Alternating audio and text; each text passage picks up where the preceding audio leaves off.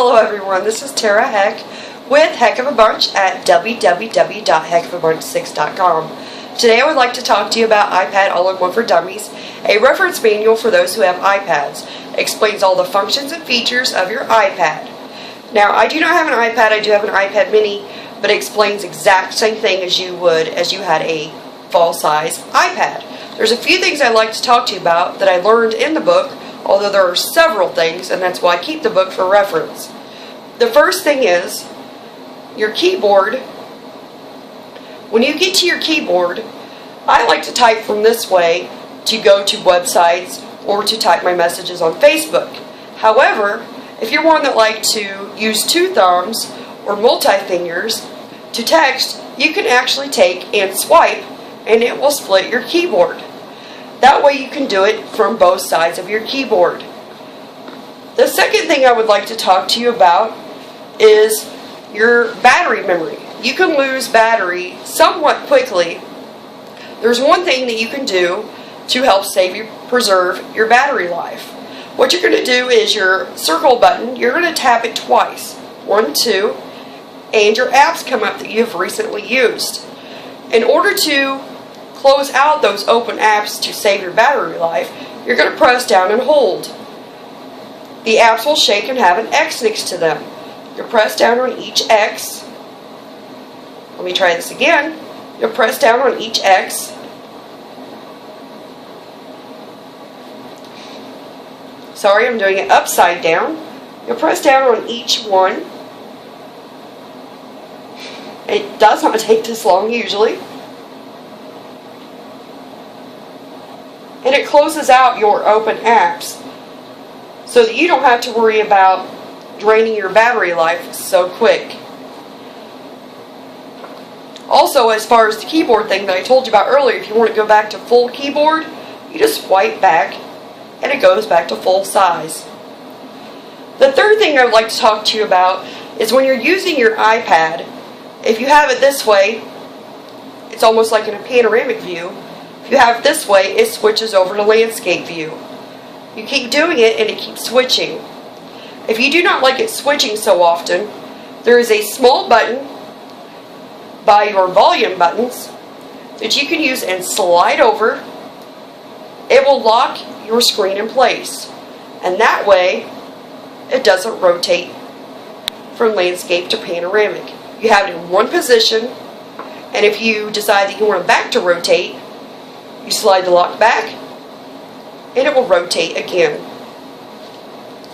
Another thing I would like to show you is if you'd like to share photos on Facebook or Twitter, you go to your camera, you select your photos. I'm wrong, you go to your photos, not your camera. You select your photos. Here's a photo we took recently of Santa in July with a child. If I want to share it with my friends on Facebook or Twitter, I can easily do so by tapping on the picture and a little toolbar will come up. There's an arrow button I will push, and the arrow button shows mail, message, photo stream, Twitter, Facebook, print, copy, and use as wallpaper. Say I want to share it to my friends on Facebook. All I do is press the Facebook button, hit post, and it automatically shares it to my Facebook friends. Another thing you can do is go to your calendar. I found this real handy because I like to know what I'm doing on different dates. On my calendar, down here at the very bottom, there's a toolbar. It has July, August, the years. If I want to look at what's going on in August, I'll hit August and hit the arrow button, August 31st. Apparently there's a lot going on that day. It tells me whose birthdays it is going on in August, if there's any events, or if I want to add any events for that date. I can go back, say I want to check August 11th. What happened on that day, or what's going on that day. Also, I'd like to talk to you about Siri. Siri will help you find nearest locations for pizza joints, for maps. Siri helps you with a lot of things. One thing that I found out through the iPad All-in-One for Dummies that Siri can do, she can help you set contacts rather than having to manually type it into your iPad. You can talk to Siri and she'll help you.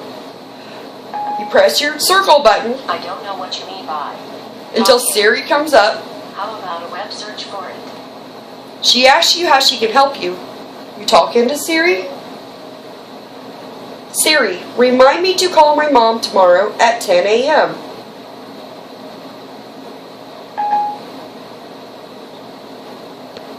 Here's your reminder for tomorrow at 10 a.m. Shall I create it? Once I do that, she asks if she can create a reminder to call my mom tomorrow at 10 a.m.